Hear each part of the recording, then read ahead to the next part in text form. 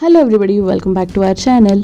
ఈరోజు మా అత్తయ్య చేసే స్పెషల్ వెజ్ పలావ్ రెసిపీ మీకోసం. ఫస్ట్ పెద్ద బౌల్లో 3 టేబుల్ స్పూన్స్ ఆయిల్ వేసుకొని 3 ఆనియన్స్ పొడవుగా కట్ చేసుకొని ఫ్రై చేసుకోవాలి. అందులోనే లవంగాలు, చెక్క, ఇలాచీ వేసి మళ్ళీ ఫ్రై చేసుకోవాలి. దాని తర్వాత ఒక 4 టేబుల్ స్పూన్స్ నెయ్యి యాడ్ చేసి ఉల్లిపాయలు బ్రౌన్ కలర్ వచ్చేంత వరకు ఫ్రై చేసుకోవాలి. ఇప్పుడు 2 పెద్ద టొమాటోస్ కూడా కట్ చేసుకొని యాడ్ చేసుకోవాలి. టొమాటోస్ ఉడికేలోపు పలావ్లో వేయాల్సిన మసాలా తయారు చేసుకుందాం. మసాలా కోసం పచ్చిమిర్చి, పుదీనా, కొత్తిమీర, అల్లం, వెల్లిపాయ ఈ క్వాంటిటీలో తీసుకోవాలి. ఈ క్వాంటిటీ అంతా 1 kg రైస్కి చెప్తున్నాను. ఇవన్నీ మిక్సీ జార్లో వేసుకొని పేస్ట్లా గ్రైండ్ చేసుకోవాలి. మధ్య మధ్యలో వాటర్ యాడ్ చేసుకుంటూ గ్రైండ్ చేసుకోండి.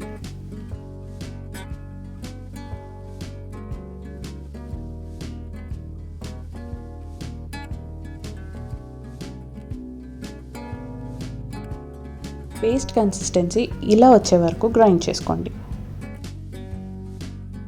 టొమాటోస్ బాగా మగ్గిన తర్వాత ఉడకబెట్టిన క్యారెట్, బీన్స్, బఠానీ అందులో యాడ్ చేసుకోవాలి.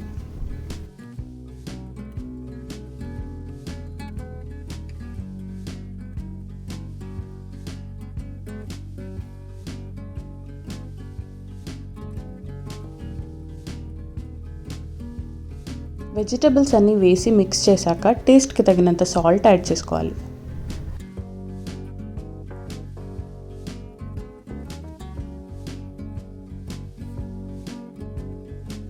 సాల్ట్ వేసి బాగా మిక్స్ చేశాక ఇందులో 2 packets of veg pulao powder add చేయాలి.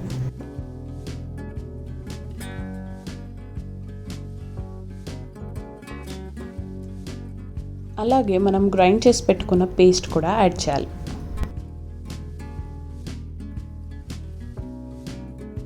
ఇవన్నీ వేసాక బాగా కలుపుకొని ఒక 5 minutes మూత పెట్టి ఉడకనివ్వాలి.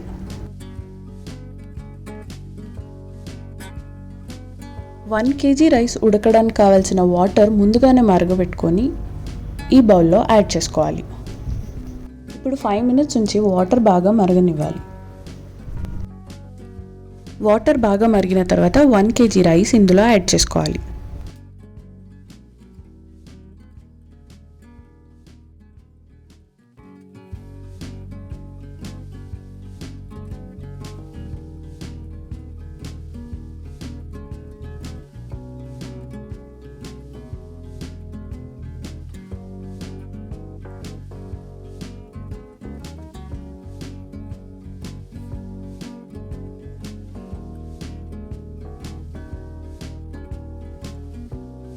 రైస్ అంతా యాడ్ చేశాక బాగా కలుపుకొని మూత పెట్టుకోవాలి.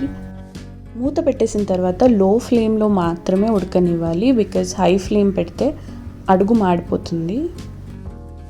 మధ్య మధ్యలో తీసి ఒకసారి కలుపుతూ ఉండాలి అడుగు మాడకుండా ఉండడానికి. రైస్ బ్రేక్ అవ్వకుండా మెల్లగా కలుపుకోవాలి.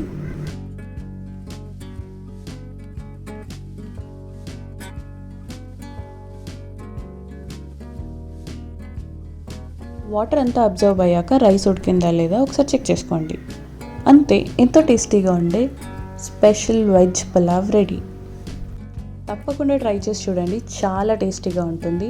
And for more interesting videos don't forget to like, share and subscribe. Thanks for watching.